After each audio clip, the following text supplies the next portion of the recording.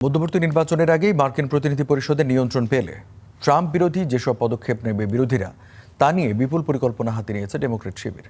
President Donald ট্রাম্পের বিরুদ্ধে সরাসরি অভিশংসন প্রক্রিয়ায় না গিয়ে আগে বিস্তৃত তদন্তের চিন্তা ভাবনা করছে নেতারা। ট্রাম্পের ব্যবসায়িক সাম্রাজ্য, ঘনিষ্ঠ মিত্র, দাতা এবং প্রশাসনের সঙ্গে চুক্তিবদ্ধ বিভিন্ন কোম্পানিকে তদন্তের আওতায় আনার কথা ভাবছে দলটি, এমন তথ্যই জানিয়েছে রয়টার্স। বাকি নেই 90 দিনও। নভেম্বরের মধ্যবর্তী নির্বাচন ঘিরে তৃণমূলে ক্রমেই চাঙ্গা হচ্ছে ভোটের রাজনীতি। ক্ষমতাসীন রিপাবলিকানদের ধরাশয়ী করতে নতুন নতুন কৌশল সাজাচ্ছে বিরোধী দল ডেমোক্রেটিক পার্টি।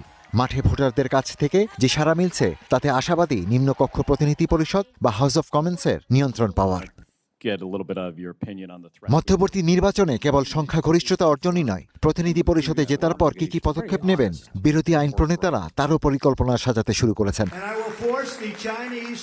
প্রতিনিধি পরিষদ কবজা নিতে পারলে ডোনাল্ড ট্রাম্পকে বেকায়দায় ফেলার কোনো সুযোগই হাতছাড়া করবে না ডেমোক্র্যাট শিবির। অনেকের ধারণা প্রথম দিনেই প্রেসিডেন্টকে অভিশংসনের চেষ্টা শুরু করবে আইন প্রণেতারা।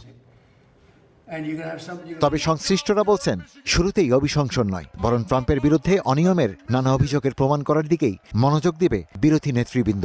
ধাপে ধাপে সংগ্রহ হবে প্রমাণাদি। ট্রাম্পের ব্যবসা ও আর্থিক প্রতিষ্ঠান হবে তদন্তের মূল ক্ষেত্র। বাদ যাবে না হোমল্যান্ড সিকিউরিটি বিভাগের চুক্তি, হোয়াইট হাউস বলরুমের অর্থায়নের মতো বিষয়গুলো। আমরা তদন্তের পরিকল্পনা ট্রাম্পকে অভিশংসন করার জন্য শুরু করছি না। এর মাধ্যমে অনিয়ম প্রমাণের একটি ভিত্তি তৈরি করাই মূল লক্ষ্য।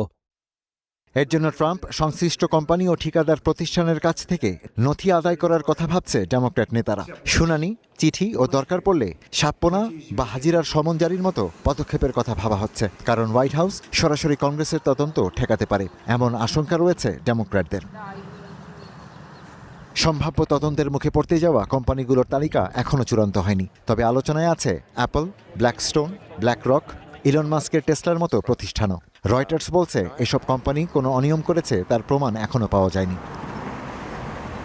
এরই মধ্যে বিভিন্ন প্রতিষ্ঠানে চিঠি পাঠানো শুরু করেছে ডেমোক্র্যাটরা। তাদের ভাষ্য, এখন সংখ্যালঘু অবস্থানে থাকায় এসব অনুরোধ উপেক্ষা করা গেলেও মধ্যবর্তী নির্বাচনের পর পরিস্থিতি পাল্টে যাবে।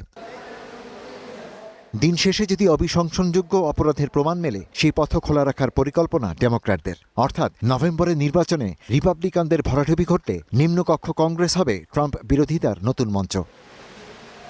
Ishtiaq Hossain, star news.